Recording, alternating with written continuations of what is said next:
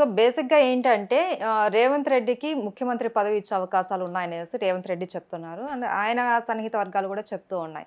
So ఇంకా ఈయన ఇప్పుడే ఇలా ఉన్నాడు. ఇంకా ఫ్యూచర్‌లో కనుక కాంగ్రెస్ పార్టీ అధికారంలోకి వచ్చి రేవంత్ రెడ్డి కనుక ముఖ్యమంత్రి అయితే మా పరిస్థితి ఏంటి అన్న రీజన్‌తో కూడా చాలామంది పార్టీ నుంచి జంప్ అయిపోతున్నారు అనేసి అంటున్నారు. ఇప్పుడు నేనేమంటున్నా, ఇప్పుడు పొద్దున్న లేస్తే మా ఆఫీస్‌లో 200, 300 మంది ఉంటారు. హ్మ్. అన్నా నువ్వే సీఎం అన్నా అంటే నేను సీఎం అయిపోతున్నా. హ్మ్. అది కాలం నిర్ణయిస్తది. అధిష్టానం ఇది బీఆర్ఎస్ పార్టీ లాగా రీజనల్ పార్టీ కాదు, నేషనల్ పార్టీ మీరు మాట్లాడేది. హ్మ్. సో నేషనల్ పార్టీ ఈడ నువ్వు పక్కనకి ఎవరికైనా చాయ్ కప్ అందియాలన్నా నువ్వు ఢిల్లీకి పోయి పర్మిషన్ తెచ్చుకోవాలి. హ్మ్. సో సీఎం ఎవడు కావాలన్నా అక్కడ అధిష్టానం నిర్ణయిస్తుంది తప్ప ఇవాళ రేవంత్ రెడ్డో లేకపోతే రేవంత్ రెడ్డికి క్లోజ్ సర్కిల్ వాళ్ళు నిర్ణయించేది కాదు. సో ఖచ్చితంగా అసలు ఫస్ట్ ఎలక్షన్ అయితే కొట్లాడాలి కదా. అవునవును. సో ఎలక్షన్ కొట్లాడినాక దేర్ ఆఫ్టర్ కదా ఎవరు ఏదైతారు అనేది. ఖచ్చితంగా ఇవాళ మూడోసారి ముచ్చటగా ముఖ్యమంత్రి కేసీఆర్ గారే కాబోతురు. హ్యాట్రిక్ ముఖ్యమంత్రిగా అంటే చిరస్థాయిగా నిలిచిపోబోతురు. ఎందుకంటే జ్యోతిబాస్ లాంటి వాళ్ళు తప్ప ఇంకెవరు 3 సార్లు ముఖ్యమంత్రి చేసిన వాళ్ళు ఎవరు లేరు. థర్డ్ టైం గవర్నమెంట్ ఫామ్ చేసిన వాళ్ళు లేరు. ఎక్కడైనా 10 years కాగానే జనరల్గా యాంటీ ఇన్కంబెన్సీ అనేది వస్తుంది. సో పబ్లిక్లో పలానా ఎల్లయ్య బాగా చేసిండు కానీ పలానా పుల్లే ఎక్కిస్తే ఇంకొంచెం ఏమైనా మెరుగ్గా చేస్తాడేమన్నా ఆలోచన పర్సెప్షన్ జనాలలో క్రియేట్ అయి ఉంటుంది. సో వాటిని కూడా ఓవర్కమ్ అయ్యి ఖచ్చితంగా కేసీఆర్ గారు మూడోసారి హ్యాట్రిక్ ముఖ్యమంత్రి కాబోతురు. ఎందుకంటే నేను చెప్పేది ఏంటంటే ఇవాళ ఏవైతే కేసీఆర్ గారు వచ్చిన 3 సూత్రాలు ఉన్నాయో, నిధులు, నీళ్లు, నియామకాలు, ఇవాళ ఎట్లయితే పుట్టిన పిల్లలు లేవంగానే నడుస్తారా? పుట్టంగానే నడవరు కదా. It take some time. So మనం ఇవాళ తెలంగాణ ప్రాంతాన్ని కొట్లాడి తెచ్చుకొని రీకన్స్ట్రక్షన్ చేసుకుంటున్నాం. సో ఈ రీకన్స్ట్రక్షన్ చేసుకునే దాంట్లో ఫస్ట్ నిధులు సమకూర్చుకోవాలి. ఎంటైర్ తెలంగాణ స్టేట్కి అలా సాగునీరు, తాగునీరు అందిస్తున్న ప్రభుత్వం తెలంగాణ ప్రభుత్వం. ఇలా 24 గంటల కరెంట్ అందిస్తున్న ప్రభుత్వం తెలంగాణ ప్రభుత్వం. ఇలా రైతు బంధు ఇస్తున్న ప్రభుత్వం తెలంగాణ ప్రభుత్వం. నేనేమంటున్నా, ఈ గడిచిన 10 సంవత్సరాలల్లో మనం ఎక్స్పెక్ట్ చేసిన దానికన్నా ఎక్కువనే వారు అభివృద్ధి చేసిరు. కానీ మనం మనుషులం, దేవుళ్ళం కాదు. ఆశకు అంతుండదు. సో మనకు కూడా ఏంటంటే ఒక ఆశ ఉంటుంది. ఇప్పుడు ఇలా తెలంగాణలో 4 కోట్ల ప్రజలు, తెలంగాణ పాపులేషన్ 4 crores. సో ఒకటేసారి కేసీఆర్ మంత్రాలు రావు కదా, బూమ్ బూమ్ బూష్ అనగానే 4 కోట్ల మందికి ఇల్లులు రానికి. సో ఏదైనా ఒక ప్లాంట్ స్ట్రక్చర్ ఉంటుంది, విడతల వారిగా అందరికీ ఇల్లులు రాబోతున్నాయి. ఖచ్చితంగా ఏదైతే ఈ రానున్న 5 సంవత్సరాలు ఉన్నాయో ఖచ్చితంగా మనం ఏదైతే నియామకాలు అనుకున్నాం కదా, మన పిల్లలందరికీ రానున్న 5 సంవత్సరాలల్లో నిరుద్యోగులకు అందరికీ ఉద్యోగ అవకాశాలు కల్పించే నాయకుడు కేసీఆర్ గారే. అది నమ్ముతురు కాబట్టి ఖచ్చితంగా మూడోసారి కేసీఆర్ గారు హ్యాట్రిక్ ముఖ్యమంత్రి కాబోతురు. సో మీరు ఇదే ఆలోచించారా? నెక్స్ట్ కూడా బీఆర్ఎస్ఏ అధికారంలోకి వస్తుంది అనేసి ఆలోచించి బీఆర్ఎస్లోకి వచ్చారా? ఎందుకంటే మనకి ఇంకొక నేషనల్ పార్టీ ఉంది, బీజేపీ ఉంది. కాంగ్రెస్ నుంచి ఎవరైనా నేషనల్ పార్టీ అంటే నేషనల్ నుంచి నేషనల్కి వెళ్ళాలని చూస్తారు. మీరు ప్రాంతీయ పార్టీలోకి వచ్చారు. అంటే ఇక్కడ కేవలం బీఆర్ఎస్ నెక్స్ట్ అధికారంలోకి వస్తుంది అన్న ఒక ఆలోచనతో ఇందులోకి వచ్చారా? నేనేమంటున్నా, అట్లా నిజంగా నాకు అట్లాంటి ఆశ ఉంటే 2014లో నాకు టికెట్ ఇస్తా అన్నారు. నేను పోలేదే. ఈ 10 సంవత్సరాలు నేను యాంటీ గవర్నమెంట్లు ఎందుకుంటా, ఎన్నో ఎజిటేషన్లు చేసిన.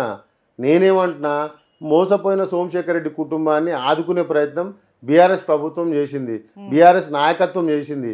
ఇవాళ కాంగ్రెస్ పార్టీలో సోమశేఖర్ టికెట్ రా అన్నాడు. ఒక్క నాయకుడు కూడా కనీసం ఒక్కడన్నా సానుభూతికో లేకపోతే ఓదార్చనీకి వస్తాడుగా, అరే తమ్ముడు నీకు ఇవాళ టికెట్ రాలే, రేపు నీకు గవర్నమెంట్ వస్తే నీకు ఏదైనా చేస్తాము, లేకపోతే అరే మన టైం వస్తుంది, మన టైం వరకు వెయిట్ చేయాలి తమ్ముడు, నీకు నేను సొంత తమ్ముళ్ళు, నీ సొంత అన్న లెక్క నేను ఉన్నా కదా అని రేవంత్ రెడ్డి ఒక మాట నన్ను అన్నాడా? ఒక్క నిమిషం సోమశేఖర్ రేవంత్ రెడ్డిని కలవాలంటే 1 నిమిషం పట్టేది గతంలో. మొన్న నా టికెట్ కోసం పోయినప్పుడు 6 గంటలు పట్టింది. అంటే రేవంత్ రెడ్డి వ్యక్తిత్వం ఏంది అనేది మీరు ఆలోచిస్తే అర్థమవుతుంది కదా. ఇవాళ నేను హైదరాబాద్కి వచ్చినాక కాంగ్రెస్ వాడు ఎవడు నన్ను ఆదుకునే ప్రయత్నం చేయలే, నన్ను ఓదార్చే ప్రయత్నం చేయలే. హరీష్ అన్న నన్ను పిలిచి, తమ్ముడు నువ్వు మోసపోయినావు, నీకే కాదురా నాయన, నిన్ను నమ్ముకున్న నీ అన్నదమ్ములకు కూడా, నీ కార్యవర్గానికి కూడా, నీ కార్యకర్తలకు కూడా న్యాయం రేపు ఖచ్చితంగా బీఆర్ఎస్ పార్టీ చేయబోతుంది. ఖచ్చితంగా నువ్వు కేసీఆర్ గారి నాయకత్వంలో పనిచేయి. నీకు రానున్న రోజులలో నీ జీవితమే కాకుండా నిన్ను నమ్ముకున్న నీ వ్యక్తులను కూడా కాపాడే కార్యక్రమం బీఆర్ఎస్ పార్టీ చేస్తుందని ఆయన అష్యూరెన్స్ ఇచ్చిండు. ఇలా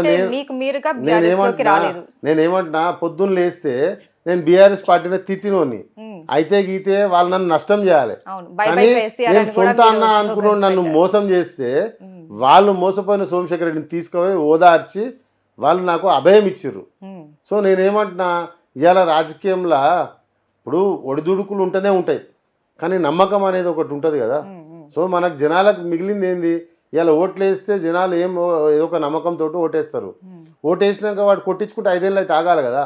సో అట్లనే నమ్మి మోసపోయిన సోమశేఖర్ని ఓదార్చిన పార్టీ బీఆర్ఎస్ పార్టీ, ఓదార్చిన నాయకత్వం కూడా బీఆర్ఎస్ నాయకత్వం. అందుకే నేను చెప్తున్నా కదా, ఎట్లయితే ఈ 26-30 ఏళ్ళు సోమశేఖర్ రెడ్డి ఒక కరడు కట్టిన కాంగ్రెస్ కార్యకర్తగా ఎట్లయితే కమిటెడ్గా పనిచేసిండో, అట్లనే క్రమశిక్షణతోటి కమిటెడ్గా రేపు బీఆర్ఎస్ ఎదుగుదల కోసం సోమశేఖర్ రెడ్డి పనిచేయబోతుంది. ఉమ్. సో మీకు ఇక్కడ ఇండిపెండెంట్గా రెబల్గా నిలబడి గెలిచే క్యాపబిలిటీ ఉన్నా కూడా మీరెందుకు ఎమ్మెల్యేగా మీరు పోటీ చేయలేకపోయారు? నేనేమంటున్నా, ఇవాళ ఓన్లీ ఇది నా లైఫ్ తోటి ముడిపడి ఉన్న ఇష్యూ కాదు ఇది. ఉమ్, సో నన్ను నమ్ముకొని ఇవాళ సోమశేఖర్ రెడ్డి అని మీరు ఒక క్రేజ్ ఉన్న లీడర్ అని మీరు నన్ను ఇంటర్వ్యూ చేయడానికి ఇక్కడికి వచ్చారు. కానీ ఈ సోమశేఖర్కి క్రేజ్ రానికి నా అన్నదమ్ములు పడ్డ కష్టం చాలా ఉంది. ఇవాళ నన్ను లేపు నిలబెడితే నిలబడ్డ సోమశేఖరే మీకు కనిపిస్తుంది తప్ప ఉమ్, దాని కింద చాలా మంది కార్యకర్తలు అన్నదమ్ములు. ఉమ్, సో వీళ్ళందరి బతుకులు కూడా నా బతుకుతో ముడిపడి ఉన్నాయి. ఉమ్, సో నేను ఇవాళ ఏందో నాకు పొలిటికల్ ఎగ్జిస్టెన్స్ అవసరం లేదు, నేను ఫైనాన్షియల్గా సౌండ్, నేను ఏం చేసుకున్నా బతకగలుగుతా. కానీ నన్ను నమ్ముకొని ఆగమై వాళ్ళు ఏ దందాలు చేసుకోకుండా ఈ 10 ఏళ్ళు బీఆర్ఎస్ పార్టీకి ఎదురు నిలిచి కొట్లాడినామంటే అందరూ దందాలు బంద్ చేసుకొని ఏం చేయకుండా పొద్దున్న లేస్తే కాంగ్రెస్ పార్టీ జెండా పెట్టుకొని తిరిగిన వాళ్ళే ఎవరు. ఉమ్, సో వాళ్ళ బతుకులు రేపు బాగుండాలన్న ఒక ఆలోచనతోటి ఇవాళ బీఆర్ఎస్ పార్టీలకు పోవడం జరిగింది. ఇవాళ నేను ఇండిపెండెంట్ వేస్తే గెలుస్తానా ఓడిపోతానా అనేది సెకండరీ, ఉమ్, డబ్బులు పోతాయా ఉంటాయా అనేది సెకండరీ. కానీ రేపు ఇట నెగటివ్ రిజల్ట్ ఇటు వస్తే నన్ను నమ్ముకున్న వాళ్ళందరూ డిమోరలైజ్ అవుతారు. సో వాళ్ళందరికీ అదే కాన్ఫిడెన్స్ లెవెల్స్ ఉండాలి, అంతే ఊపుతోటి రేపు రానున్న రోజులలో వాళ్ళు పనిచేయాలి, వాళ్ళ కాన్ఫిడెన్స్ లెవెల్స్ ఎప్పుడు పడిపోద్దని ఆకాంక్షించి సోమశేఖర్ రెడ్డి వాళ్ళు బీఆర్ఎస్లో పోయింది. ఉమ్. సో మిమ్మల్ని బీఆర్ఎస్ఏ ఆహ్వానించింది, సోమశేఖర్ గారు బీఆర్ఎస్లోకి వెళ్ళలేదు, లేదు, బీఆర్ఎస్ఏ 100%. సోమశేఖర్ నేనేమంటున్నా, నా వర్క్ ఎఫిషియన్సీ అన్ని పార్టీలకు తెలుసు. సోమశేఖర్ రెడ్డి అన్నట్టు ఏ రోజు కూడా ఓన్లీ ఒక కాంగ్రెస్ నాయకుల్లాగా ఎప్పుడు లేడు. ఏ పార్టీకి ఏ అవసరం ఉన్నా 24/7 అలా పనిచేసే లీడర్ సోమశేఖర్ రెడ్డి. నేను చెప్తున్నా కదా, ఇవాళ 24/7 ఒక అంబులెన్స్ నడుపుతున్నాం, ఒక స్వర్గధామ వెహికల్ నడుపుతున్నాం. మేము ఎవరు చనిపోయినా ఎక్కడైనా ఓ 10-20 వేలు ఇచ్చి వస్తాం, కనీసం ఫోటో కూడా దిగం. ఇవాళ మీరు మా ఆఫీస్లో ఫోటోలు చూస్తారు కదా, కోవిడ్లో దాదాపు 5-6 కోట్లు ఖర్చు పెట్టినాం. సో నేనేమంటున్నా, మాకు సర్వీస్ చేయాలనే తత్వం ఉంది. సో నా ప్యాషనే సర్వీస్ చేయాలని. సో నేను జనాలకు సర్వీస్ చేసుకుంటూనే పోతున్నా. సో జనాలు నాకు నాకు అవసరమైన రోజు నిలబడతారనే కాన్ఫిడెన్స్ నాకు ఉంది. ఇలా ఖచ్చితంగా అదే కనిపిస్తుంది కూడా. మేము ఇవాళ గ్రౌండ్ లెవెల్లో నేను కాంగ్రెస్ పార్టీలోకి వెళ్ళిపోయేటప్పుడు ఎవరు చెప్పలే, అయినా నన్ను అందరు వెల్కమ్ చేసిరు. ఇలా కాంగ్రెస్ పార్టీ వాళ్ళు కూడా అందరు బీఆర్ఎస్ పార్టీలో జాయిన్ అయ్యారు. బీఆర్ఎస్ పార్టీ వాళ్ళని కూడా నన్ను గుండె కత్తుకొని నాతో పనిచేస్తున్నారు ఇవాళ.